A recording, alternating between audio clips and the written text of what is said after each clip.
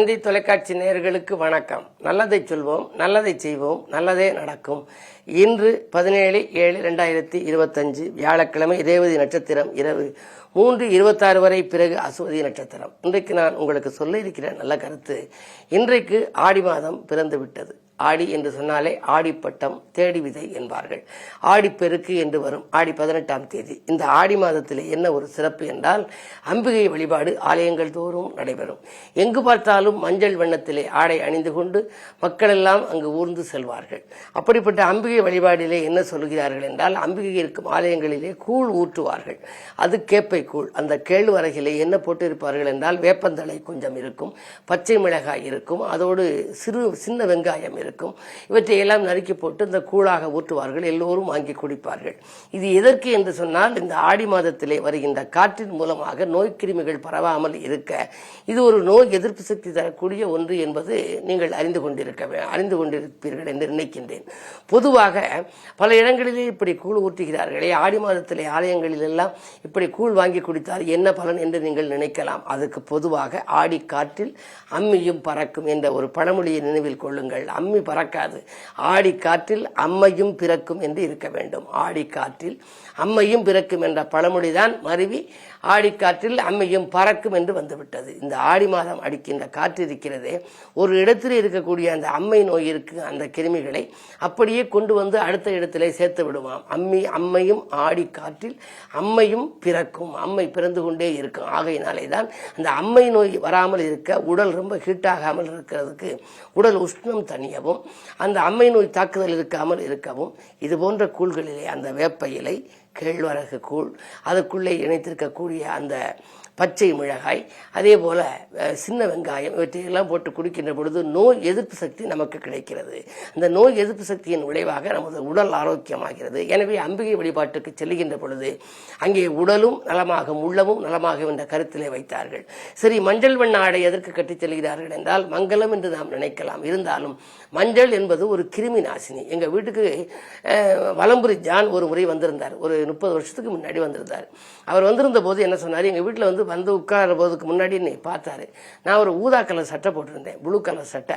அவரை பார்த்துட்டு சொன்னாரு, என்ன ஊதா சட்டை போட்டிருக்கீங்களே, உங்களுக்கு பிடிக்குமானாரு. இல்லை நான் ரொம்ப விரும்புவேன் அப்படின்னு சொன்னேன். சும்மா பொதுவாக சொல்லி வச்சேன். உடனே அவர் சொன்னாரு, நம்ம உடம்புல இல்லாத கலர் ஊதா.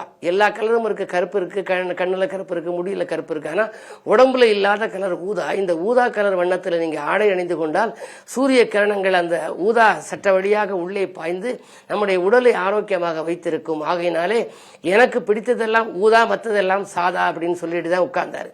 ஆகையினாலே அதுபோன்று அந்த ஊதா எப்படி அவர் வந்து அந்த கிருமி நாசினி பரவுவதற்கு இயலாமல் அந்த சூரிய கதிர்கள் பாய்ந்து உடலை ஆரோக்கியமாக வைத்திருக்கும் என்று சொன்னாரோ, அதுபோல இப்பொழுது மஞ்சள் தேய்த்து குளிப்பார்கள் முகத்திலே எல்லாம். காரணம் என்ன என்றால் கிருமி நாசினி.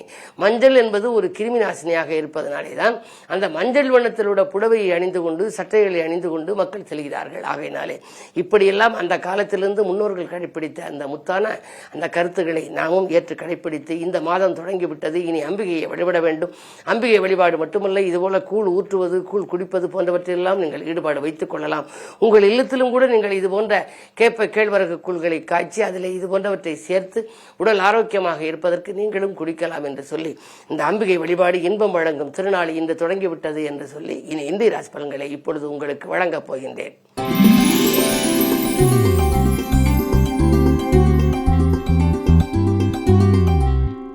மேசராசி நேயர்களே, உங்களுக்கெல்லாம் இன்று சந்தித்தவர்களால் சந்தோஷம் கிடைக்கின்ற நாள். இன்று காலை நேரத்திலேயே உங்களுக்கு கலகலப்பான தகவல் வரப்போகிறது. காரியங்களில் வெற்றி கிடைக்கும். புது முயற்சிகளில் உங்களுக்கு நன்மைகள் உண்டு. நேற்றைய பிரச்சனை நல்ல முடிவுக்கு வரும். பொருளாதாரம் சிறப்பாகவே இருக்கிறது.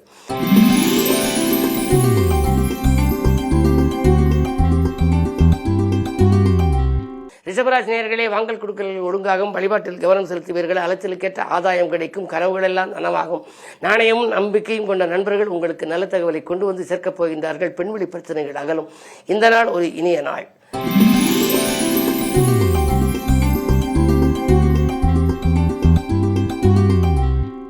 மிதுன ராசி நேயர்களே, உங்களுக்கெல்லாம் குரு புதன் சேர்க்கை. எனவே வாங்கல் கொடுக்கல்கள் சீரும் சிறப்புமாக இருக்க இன்று வியாழக்கிழமை என்பதனாலே குருவை வழிபட வேண்டும். 10ஆம் இடத்திற்கு அதிபதியானவர் குரு. தொழில் ஸ்தானாதிபதியை நீங்கள் அதற்குரிய நாள் வருகின்ற பொழுது கும்பிட்டால் தான் தொழில் வளம் மிகச் சிறப்பாக இருக்கும். எனவே இந்த மாத தொடக்கம் இன்று ஆடி தொடங்கிவிட்டது. இந்த மாதம் உங்களுக்கு தொழில் வளம் மேலோங்க போகின்றது. குரு உங்கள் ராசியிலேயே இருக்கின்றார். எனவே நீங்கள் இன்றைக்கு குருவை வழிபடுவது மட்டுமல்ல, இந்த நாள் உங்களுக்கு இனிய நாளாக அமைத்துக் கொடுக்க அருகில் இருப்பவர்களின் ஆதரவும் உங்களுக்கு கிடைக்கும். அது மட்டுமல்ல, பணியாளர்களும் உங்களுக்கு நன்மை செய்வார்கள். சுபகாரிய பேச்சுக்கள் நல்ல முடிவுக்கு வரக்கூடிய நேரமாக இந்த நாள் அமைகின்றது. இன்று இனிய நாள்.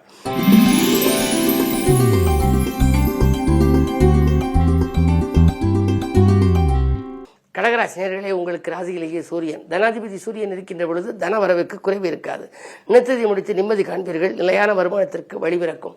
அஷ்டமத்து சனி வலிமை இழந்திருப்பதால் ஆரோக்கிய தொல்லைகள் கொஞ்சம் சரியாகும். மாற்று வைத்தியம் கை கொடுக்கும். மனோநிலையும் கொஞ்சம் சீர்பட்டு வந்து கொண்டிருக்கும். குடும்ப பிரச்சனைகள் கொஞ்சம் சரியாகி கொண்டிருக்கும். கொஞ்சம் விட்டுக் கொடுத்து செல்ல வேண்டிய நாள் என்பதை நினைவில் கொள்ளுங்கள்.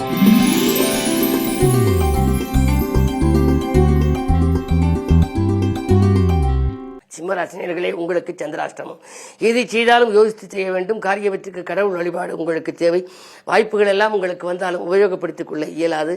வரவை காட்டிலும் செலவு கொஞ்சம் அதிகமாக இருக்கும். எதிர்களின் பலம் மேலோங்கும். சேமிப்பு கரைகிறது என்று கவலைப்படுவீர்கள். பயணங்களை கூட மாற்றியமைத்துக் கொள்வது நல்லது.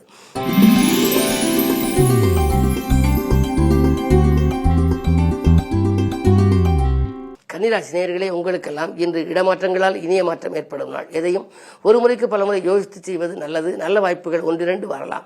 மதியத்திற்கு மேல் உங்கள் மனக்குழப்பம் அகலும். பணப்புழக்கம் நன்றாக இருக்கும். மேலதிகாரிகள் உங்களுக்கு இணக்கமாக நடந்து கொள்வார்கள். உத்தியோகத்தில் நீங்கள் கேட்ட இடத்திற்கு மாறுதல் கிடைக்கலாம். அது மட்டுமல்ல, உங்களுக்கு 11ஆம் இடத்திலே சூரியன் இருக்கின்றார். விரையாதிபதி லாபஸ்தானத்தில் இருப்பதால் விரயத்திற்கேற்ற லாபம் வரும். இந்த நாள் நல்ல நாள்.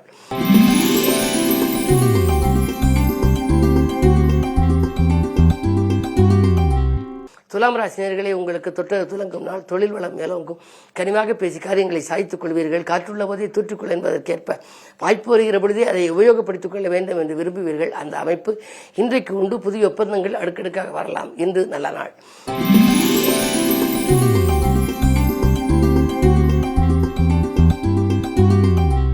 விருச்சிக ராசி நேயர்களே, உங்களுக்கெல்லாம் இன்று வெற்றி செய்திகள் வீடு வந்து சேர்கின்ற நாள். பணம் பல வழிகளில் வந்து பையை நிரப்பும். பக்கபலமாக இருப்பவர்களின் எண்ணிக்கை உயரும். தற்காலிக பணியில் இருப்பவர்கள் நிரந்தர பணியாக மாற வாய்ப்புகள் கைகூடி வரும். வரன்கள் வாயில் தேடி வரும். புதிய ஒப்பந்தங்களும் உண்டு. வீட்டுக்கு தேவையான அத்தியாவசிய பொருள் மட்டுமல்ல, ஆடம்பர பொருட்களையும் வாங்கும் யோகம் உண்டு. பயணம் பலன் தருவதாக அமையும். இந்த நாள் நல்ல நாள். குருவாரம் என்பதால் குருவை கும்பிடுவது உகந்தது.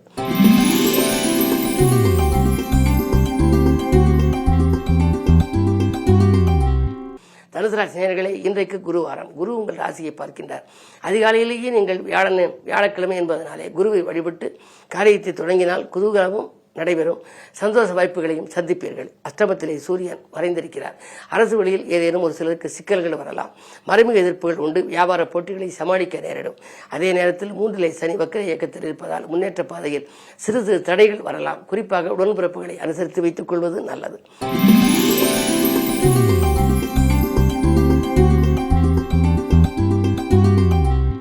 மகர ராசி நேயர்களே, அஷ்டமத்திலே கேது செவ்வாய். ஆன்மீக நாட்டம் அதிகரிக்கும். அதே நேரத்தில் விலையுயர்ந்த பொருட்களை கையாளுவதிலே கவனம் செலுத்துங்கள். பக்கத்தில் இருக்கும் பணியாளர்கள் உங்களுக்கு பக்கபலமாக இருக்க மாட்டார்கள். சிக்கல்களும் சிரமங்களையும் இன்று சந்திக்கக்கூடிய நேரம். எதையும் யோசித்து செய்ய வேண்டும். வரவில் தாமதம் ஏற்படும். தொழிலுக்காக எடுத்த முயற்சியில் குறுக்கீடுகள் வரலாம். கவனத்தோடு செயல்பட வேண்டிய இந்த நாள். அது மட்டுமல்ல, குருவாரம் என்பதால் குரு வழிபாடு உங்களுக்கு தேவை.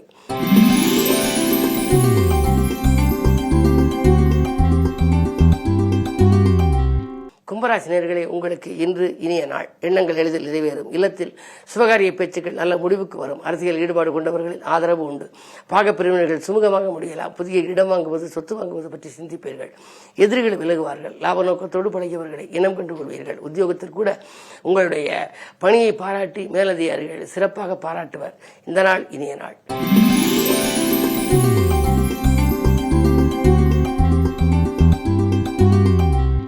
மீனராசினியர்களே, உங்களுக்கு ராசிகளிலேயே சந்திரன் பஞ்சமாதிபதி இருப்பதனாலே பிள்ளைகள் வழியில் ஒரு நல்ல தகவல் கிடைக்கப் போகிறது. பிள்ளைகளின் எதிர்காலங்கிறது நீங்கள் எடுத்த முயற்சிகளில் வெற்றி கிடைக்கும். அயல்நாடு சென்று படிக்க வேண்டும் என்றோ, அல்லது ஏதாவது அயல் மாநிலங்கள் செல்ல வேண்டும் என்றோ, அல்லது ஏதேனும் புதிய வேலைக்கு முயற்சித்து அதில் சேர வேண்டும் என்று விரும்பினாலோ அதற்காக நீங்கள் எடுத்த முயற்சியில் உங்களுக்கு பலன் உண்டு. 4ஆம் இடத்திலே புதன் இருக்கின்றார். எனவே கல்விக்காக எடுத்த முயற்சி, கலைக்காக எடுத்த முயற்சி கைகூடும். மாமனும் மைத்துன வழியில் மனதுக்கு இனிய சம்பவங்கள் நடைபெறும். கரந்த சேமிப்புகளை ஈடுகட்டுவீர்கள். இடமாற்றங்கள் அல்லது வீடு மாற்றங்கள் உண்டு. நல்ல வாய்ப்புகள் வருவதை உபயோகப்படுத்திக் கொள்வதில் தவறில்லை. மேலும் விவரங்கள் அறிய தினத்தந்தி படியுங்கள்.